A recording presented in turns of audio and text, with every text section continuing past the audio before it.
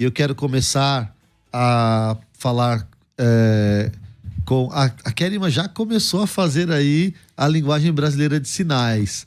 E um número chamou atenção nessa primeira fala. 10 milhões de pessoas no Brasil sofrem de um problema auditivo. Isto significa que 5% da população brasileira, aproximadamente, tem esse problema. E este problema parece que ele é invisível, não é visto. Eu quero perguntar aqui para o Gesiel. Gesiel, o que é a linguagem brasileira de sinais e qual é a relevância dela para a igreja, para esses pastores que estão ouvindo esse programa hoje, talvez ainda não tenham esse ministério na igreja. Tem uma igreja com 1.000 membros, 2.000, 3.000, e eles não conseguem abrir os olhos para essa necessidade. O que é Libras e qual é a relevância para a igreja? Excelente pergunta, pastor Gessé. Primeiramente, só quero agradecer a oportunidade de estar aqui juntamente com a minha esposa, nesse programa tão abençoado, e ter essa oportunidade de a gente poder conversar um pouco sobre a Libras, que é a língua brasileira de sinais, né, e a sua importância dentro das igrejas, né, tornando mais acessível. Quando a gente fala a questão de Libras, um ponto importante é que ela acaba sendo uma língua mesmo. Assim como inglês, espanhol, a única diferença é que é uma língua com uma modalidade diferente, que é espaço visual. Então, o termo adequado não seria, por exemplo, linguagem, ou gestos, ou mímica, que muitas vezes o pessoal vê, pessoal com luva branca, né? O pessoal imagina que seja, na verdade é uma língua mesmo. Então você consegue conversar sobre qualquer tipo de assunto, e nesse caso que a gente fala, principalmente relacionado a questões bíblicas, né? Então você pode falar sobre teologia, interpretar os cultos, interpretar louvores, né? Tornar o culto realmente acessível em Libras, né? Tá, e para a igreja de hoje, o que os pastores deveriam pensar sobre este assunto ou o que deveriam fazer dentro da sua experiência?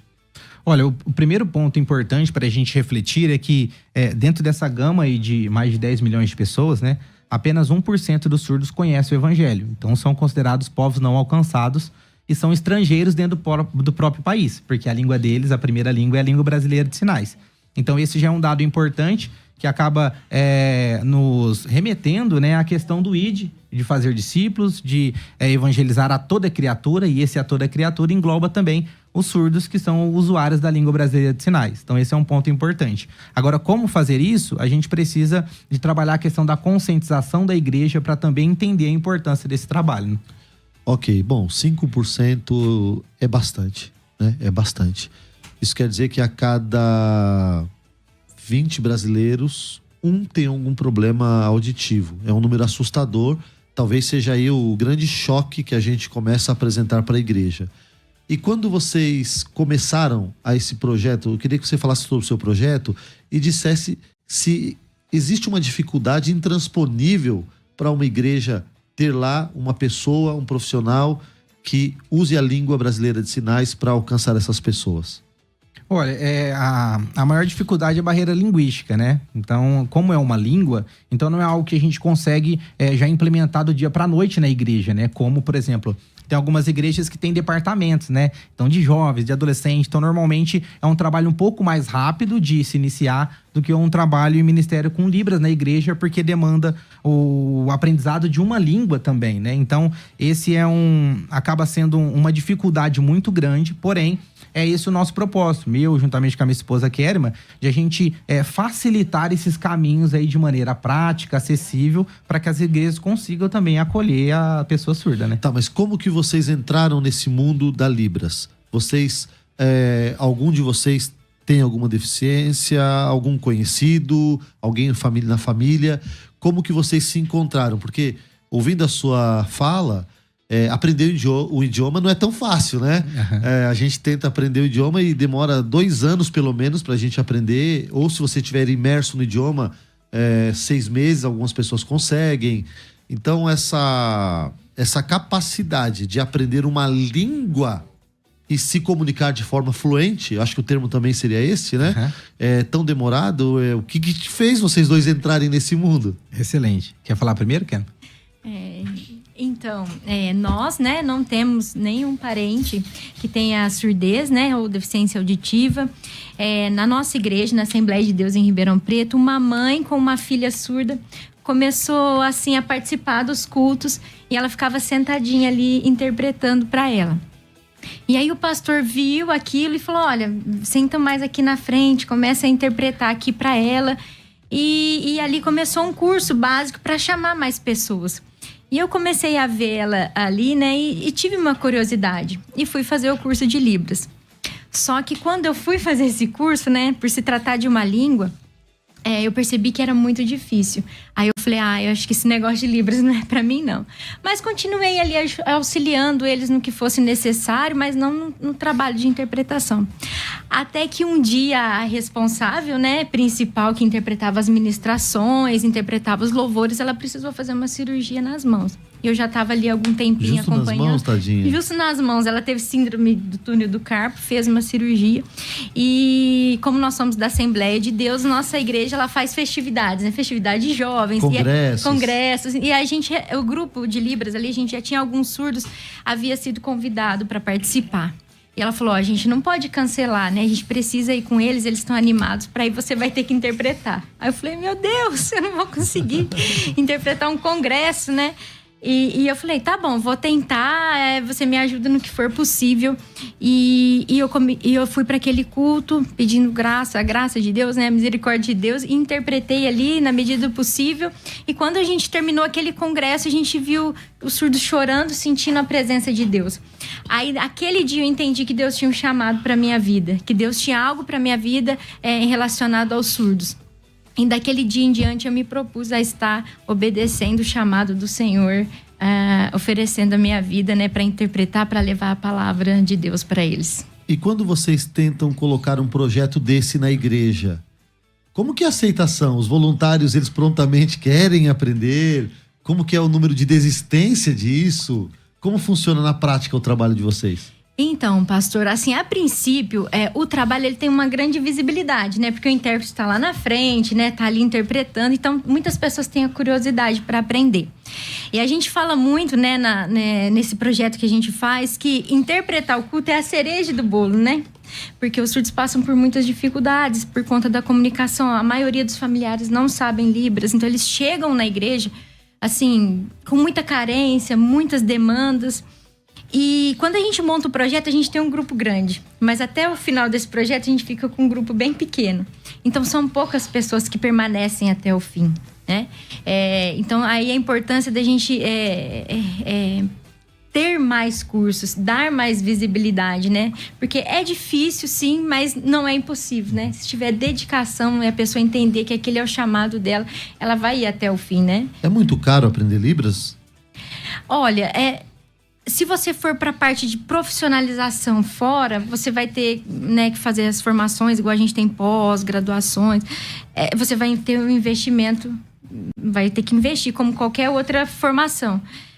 Mas quando se trata de igreja, né, geralmente as igrejas dão cursos gratuitos, né? A igreja abre as portas e oferecem para a comunidade cursos gratuitos para trabalhar com o intérprete ali na igreja, né? Muito bem. Gisele, vocês têm parece que vocês têm um curso chamado Libras A2, é isso? O que é esse curso? Então, o Libras A2, ele surgiu de acordo com essa necessidade mesmo que a gente percebeu no início do nosso projeto na igreja, né? Começou o trabalho e a gente viu o tanto de dificuldade que tinha. No começo, há 15 anos atrás, aproximadamente, quando a gente iniciou o trabalho, nós que somos do interior, né, de São Paulo, né, Ribeirão Preto, a gente tinha que viajar, vir para São Paulo, para estudar, para fazer curso, Curitiba. A gente tinha que sair do interior para ir buscar essas informações e melhorias e estratégias para aprimorar o trabalho na igreja. Então, foi a partir disso, dessa dificuldade, que a gente pensou, olha, agora que a gente conseguiu ter um trabalho consolidado, a gente consegue agora, com a internet, com esses recursos tecnológicos, expandir mais, oferecer de uma forma muito mais fácil esse acesso, né? Então, foi por isso que começou esse projeto do Libras A2, onde lá no nosso perfil, nosso curso, você aprender tudo sobre Libras no contexto religioso cristão. Então, desde os primeiros passos, como preparar a equipe, como montar a equipe, como falar com o pastor, como discipular, como montar uma aula, como interpretar os textos bíblicos, que é outra complexidade, principalmente teológica, em Libras, porque aí essa é uma outra dificuldade também, que além de você aprender Libras, você tem que ter pelo menos um conhecimento básico de teologia, porque você interpreta louvores e principalmente pregações. Então, você tem que ter pelo menos um arcabouço ali básico para você fazer isso. E a nossa estrutura acaba ajudando o aluno a seguir nesse processo, né? Sim, algumas igrejas, quando a gente assistia os lançamentos de DVDs de alguns grupos de louvor, tinha alguém fazendo Libras. E as igrejas vieram de verdade para a internet depois da pandemia. Isso, realmente. Era uma outra igreja que estava na internet, agora todas vieram. E existe uma preocupação das Libras serem usadas na transmissão dos cultos? Olha, em algumas igrejas sim, né? A gente percebe que tem uma certa preocupação, principalmente depois da pandemia, né? Que muitas igrejas, elas ficaram fechadas, então os surdos não tinham acesso e algumas se preocuparam em continuar o trabalho que já tinha, mas agora de forma online. Outras que não tinha, viram a necessidade, pelo menos, colocar de forma online e um trabalho se iniciou por conta dessa demanda urgente, vamos se dizer assim. E o trabalho tem encaminhado. A proposta é que, principalmente nas transmissões, mas principalmente pessoalmente, na comunidade ali, se faz necessário ter a interpretação, né? Tá, eu não sei se você, Gesiel, ou a Kerima podem me responder isso. Como que esse sistema, essa língua foi desenvolvida? Linguagem brasileira de sinais. Imaginamos que tenha sido um desenvolvimento aqui brasileiro, né? Bem dentro do nosso contexto. Como que surgiu isso? E também que vocês falassem se existe diferença de ensinar Libras para uma criança ou para um adulto, ou de falar com um surdo criança, um surdo adulto ou da terceira idade. Qual de vocês poderiam falar sobre isso? Excelente pergunta. A Libras, né, como você bem comentou, é língua brasileira de sinais. Então a gente acaba já desmistificando aí um ponto que muitas pessoas têm, que acha que a língua de sinais é universal. Então não é, né? Então cada país tem a sua língua de sinais. No Brasil foi em 1857 que deu esse start com Dom Pedro, né? Então uma curiosidade que muitas pessoas não sabem, que a língua brasileira de sinais se iniciou porque Dom Pedro tinha um familiar que era deficiente auditivo, né? E por conta dessa preocupação, ele trouxe um professor da França para ensinar a língua de sinais, né? E aí ele começou a fazer adaptações que aí se transformou na língua brasileira de sinais a partir de 1857, né? Então, a partir daí, a língua de sinais começou a ser desenvolvida, estruturada, e aí ter os estudos linguísticos para estar trabalhando nessa questão da organização estrutural da língua mesmo, né? E venham até hoje, né? Agora, a questão de ensinar a língua de sinais para criança, adulto, diferencia no sentido do processo de aprendizagem, né? Que aí a Kerma, como uma pedagoga, pode falar com mais propriedade, né, Kerma? Então, se essa criança foi inserida já por meio com a língua de sinais, ela vai aprender naturalmente. Igual a gente fala que o cérebro, ele não tem preferência linguística, desde que essa língua tenha uma base forte, e a Libras tem. Então, se essa criança, por exemplo, ela tem pais surdos e ela é uma criança ouvinte, ela vai estar ali inserida, ela vai aprender Libras naturalmente. A primeira língua dela vai ser Libras. E agora, aconteceu na nossa igreja, por exemplo, de chegar um surdo que não sabia língua de sinais. Ele usava gestos, ele tentava se comunicar, e a gente foi fazendo um trabalho de ensinar a língua para ele, mas no dia a dia, né? Conforme a gente ia inserindo ele ali no contexto, a gente já ia ensinando. E ele aprendeu, porque a primeira língua do surdo é a Libras, né? A língua portuguesa vai ser a segunda língua para ele, né? A segunda língua, no caso, escrita, né? A gente fala que ele é bilíngue, igual o Gesiel falou, eles são estrangeiros dentro do próprio país. Então, a primeira língua Libras e a segunda língua, a língua portuguesa. Uau, que interessante.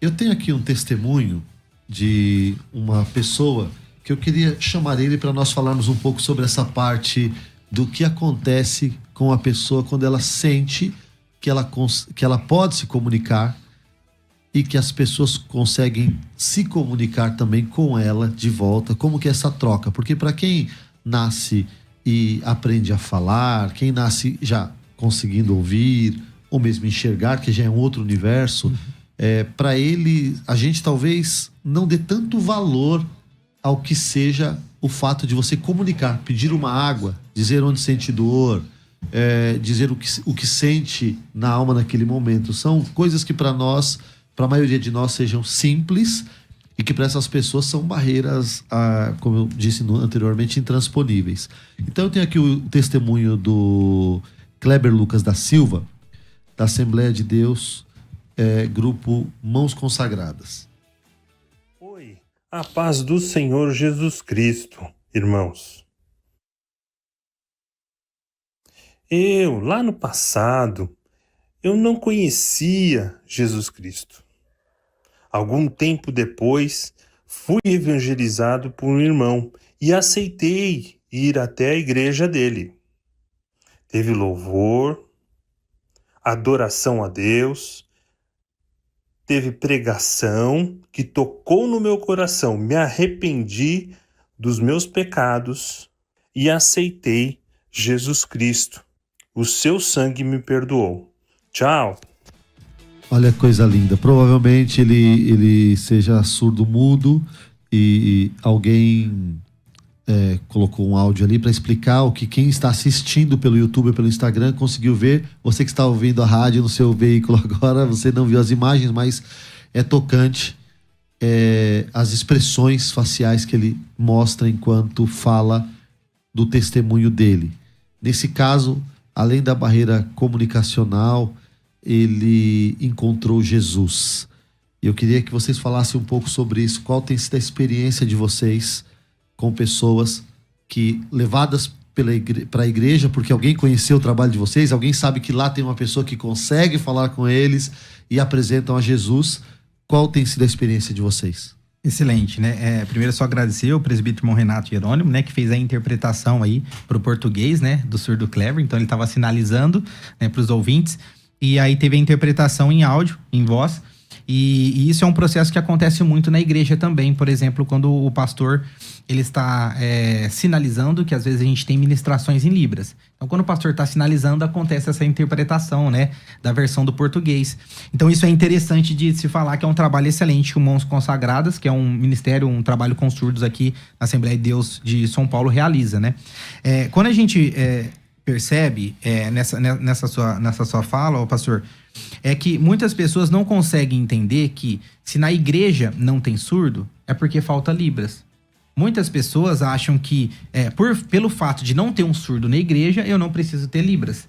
Mas, na verdade, a gente precisa já estruturar e preparar a nossa igreja em Libras para que os surdos tenham acesso. Então, muitos surdos vêm nas igrejas quando sabem que tem Libras. Porque eles gostam. Ele vai se sentir acolhido, ele vai entender o que o pastor vai falar, ele vai entender uma oração que vai ser feita, ele vai entender um louvor. Então, eles começam a vir, além de saber que tem Libras, mas também com outros projetos que a igreja pode realizar no sentido social, como a Kerima falou, de acolhimento à família, que necessita desse suporte. Então, a vinda deles acontece de várias formas. Uma delas é quando já tem Libras e começa a ser divulgado. Outra é quando tem um suporte para a família. E o outro também quando acontece, quando o próprio pastor comentou, das interpretações dos cultos ao vivo, né? As lives, as ministrações. Então, isso é importante e faz com que o surdo conheça o trabalho e se interesse em vir na igreja, né? Sim. Kerima, você tendo contato com esse grupo de pessoas, muitas vezes a família ela te dá depois um feedback do que mudou na vida daquela pessoa a partir do momento que ela saiu da rotina dela, foi para a igreja, encontrou uma pessoa. Você deve fazer amizades direto, frequentemente, né? Sim. Com essas pessoas. O que as famílias dos surdos dizem para você? Então, as famílias, elas são muito gratas, né? Porque quando a gente olha lá atrás, a Libras está sendo difundida agora muito recente, né? Não é uma coisa que a gente via há um tempo atrás. Então, tem muitas famílias que não têm, assim, eles não conseguem se comunicar. Então, a gente fez um projeto para dar suporte a essas famílias e eles vêm dizendo, olha, eu não sabia como apresentar Jesus para o meu filho, eu não sabia como trabalhar com ele, como eu iria para a igreja com meu filho. Mas graças a esse trabalho, ele tem conhecido quem é Jesus. A vida dele tem sido transformada, né? Igual a gente tem um testemunho que a gente conta bastante de uma surda que veio de uma cidadezinha de Minas, no interior de Minas, e a família veio para Ribeirão Preto, uma cidade maior, né? E levou ela, ficou sabendo que tinha um trabalho e levou ela no culto. E a gente não sabia que ela era surda, ela sentou ali pertinho. E naquele dia eu estava interpretando a pregação e o tema era sobre a volta de Cristo, né? E a gente ouve muito, né? Jesus vai voltar para nos buscar. A gente tem uma promessa de que Jesus vai voltar. E ali eu vi que ela começou a chorar. E aí o culto terminou, a mãe dela veio conversar com a gente, falou, olha, ela tem surdez, né? Ela era uma jovenzinha assim, pré-adolescente. E eu perguntei, por que, né? Você tá chorando tanto assim? Ela falou, eu não sabia que Jesus iria voltar para nos buscar. Eu não sabia dessa promessa. E ela participava dos cultos desde criança. Mas como não tinha acessibilidade, ela ia na igreja, ela assistia o culto, mas não entendia o que estava acontecendo, né? E a mãe veio falar, olha, a partir desse dia hoje ela já batizou, já é uma moça, já casou. E assim, são essas experiências, e as famílias vêm e falam muito obrigado, né, por você ajudar. A gente também tem um processo de trabalhar com cursos para a família, né? Aprender também a se comunicar, né, com o filho. E Deus tem abençoado, né? A palavra do Senhor tem chegado aos corações deles, né? Você acha que esse projeto, ele parte muito mais das igrejas ou das pessoas que, como vocês, perceberam uma necessidade e se mergulham nisso, que investem nisso, que investem tempo, dinheiro, energia? Geralmente, quando a igreja faz um trabalho bem feito de Libras, vocês acham que parte da igreja ou dos voluntários? Olha, eu acho que a princípio a gente começa com os voluntários e aí a gente leva essa ideia para a igreja, né? Não são todas as pessoas que têm acesso à língua de sinais, né? E uma curiosidade também, pastor, é que há muito tempo atrás não se tinha intérprete nas escolas, nas universidades, e os intérpretes saíram das igrejas para esses ambientes. Uau. O trabalho com Libras começou nas igrejas. A maioria dos intérpretes começaram como voluntários na igreja e aí foram se profissionalizando. Então, eu acho que assim, começa dos voluntários verem uma necessidade e leva essa ideia para a igreja. Por isso que a gente, nesse projeto, Libras A2, a gente trabalha muito assim. Você que está aí na igreja e sentiu essa necessidade, chame o seu pastor para uma conversa, né?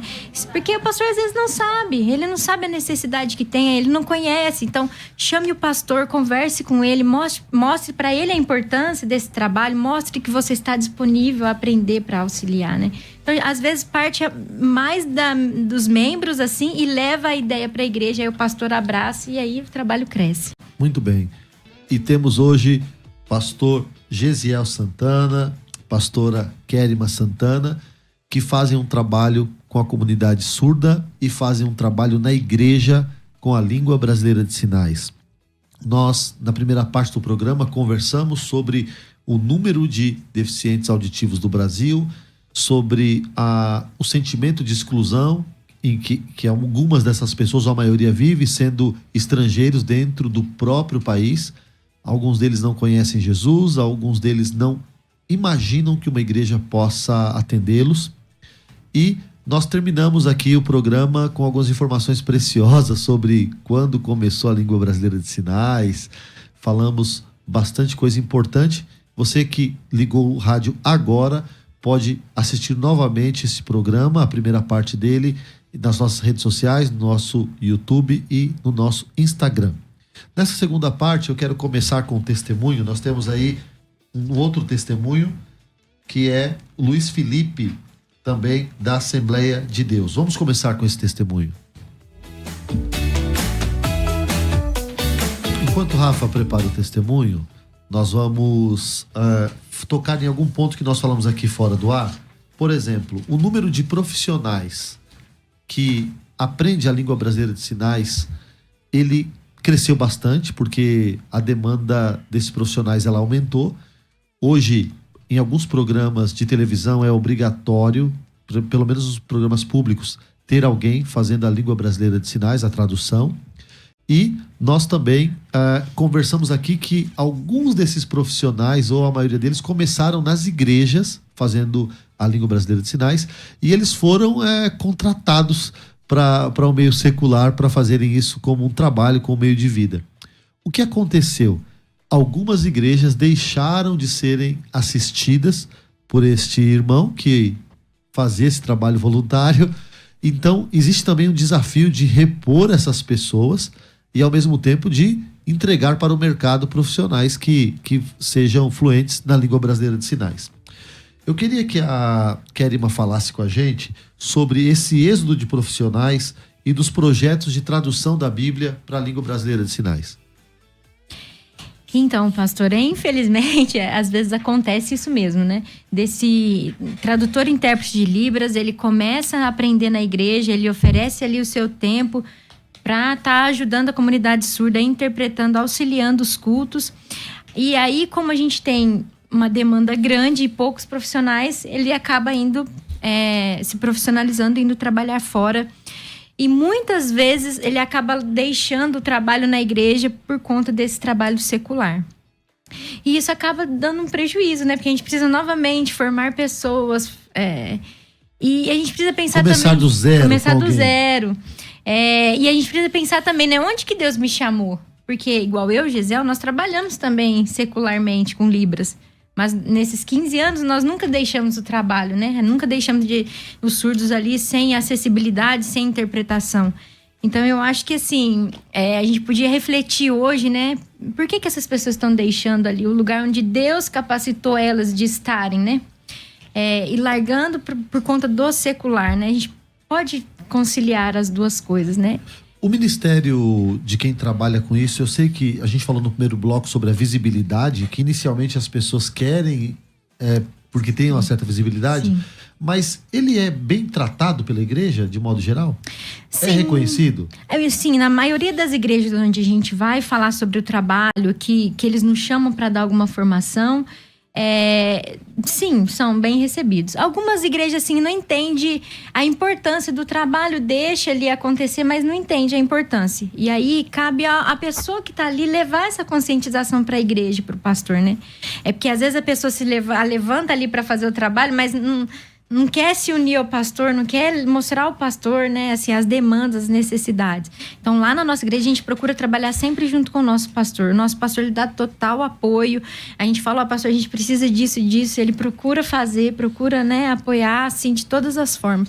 Então, eu acho que falta um pouquinho, às vezes, essa via de mão dupla, né? Uhum. A pessoa que está ali, o tradutor, intérprete, procurar o pastor, ensiná-lo também, apresentar a proposta, porque o pastor não tem como ele saber tudo, né? Ele não é onisciente, né? Ele precisa, né? E existe algum curso ou algum treinamento que alguém da igreja está ouvindo vocês agora? Acredito que eles vão procurar vocês nas redes sociais. Sim.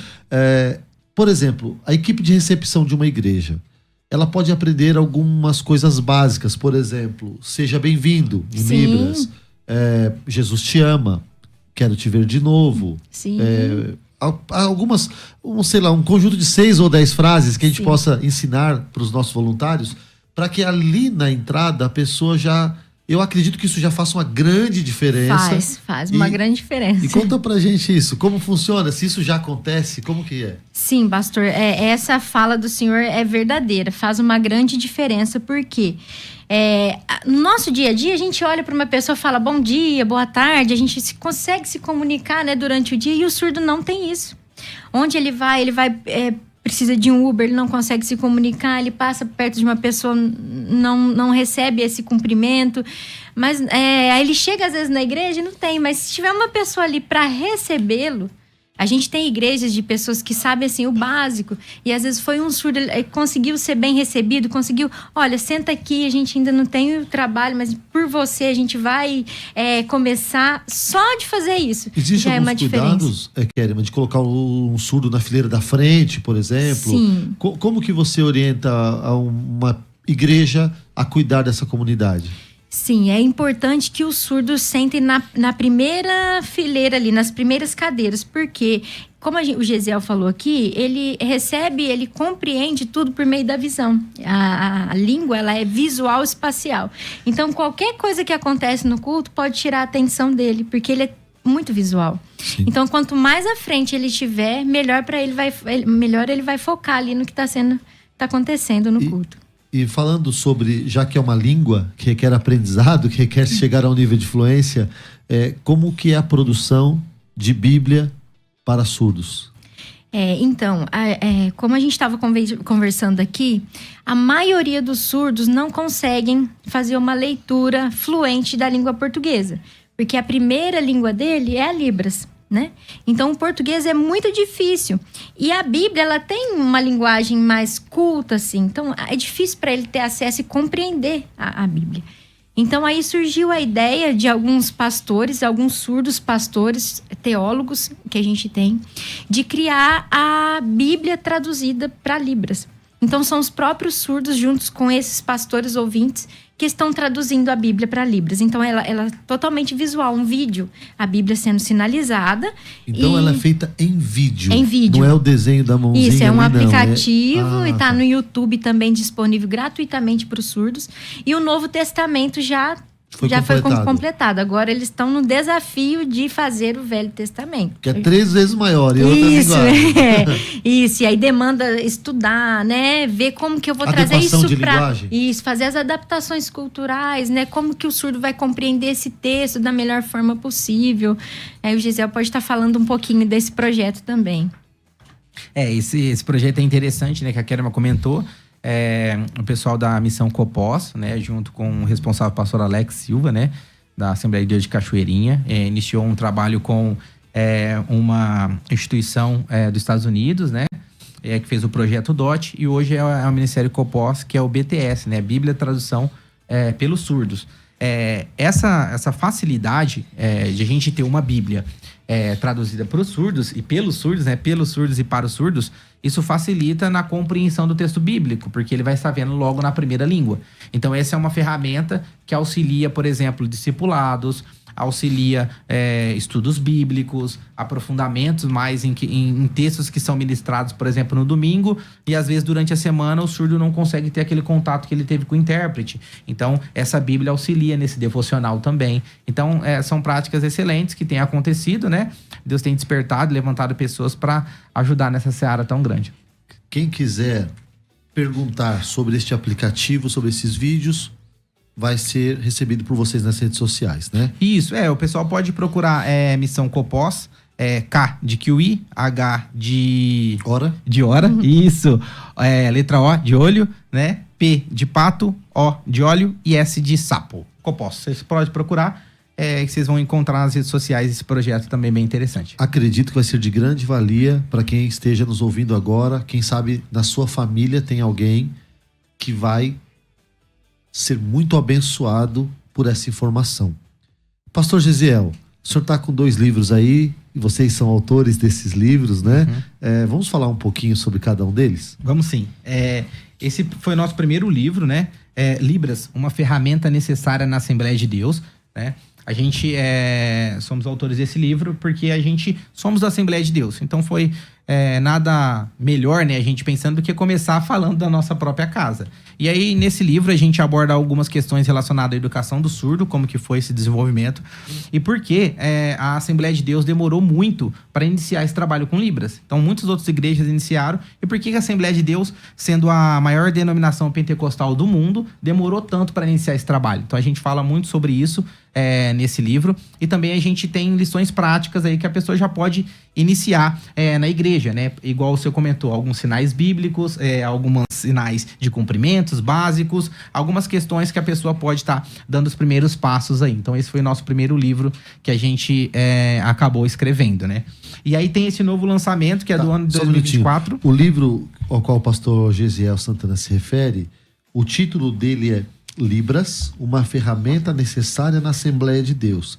Editora Santorini. Isso. Tá bom? Isso, excelente. E aí, por que a gente comentou de ser uma ferramenta necessária na Assembleia de Deus? Porque nós somos da Assembleia de Deus, mas você que é de outra denominação, você pode comprar esse livro, você vai entender um pouco de toda a estrutura e entender que é necessária essa ferramenta também na sua igreja, não somente na Assembleia de Deus, né? E o nosso lançamento, pastor, é desse ano, de 2024, se tem um surdo na igreja, e agora, né? Como iniciar um trabalho com Libras na igreja de forma prática. Então, esse livro aí, a gente juntou a nossa experiência, que a gente tem aí de mais de 15 anos trabalhando, e fez esse livro de autoria própria, né? Edição própria, para facilitar e que você consiga tirar aí desse conteúdo, lições práticas, atividades. Você pode entender como que funciona no sentido biblicamente, como que Jesus trabalhou também com as pessoas surdas.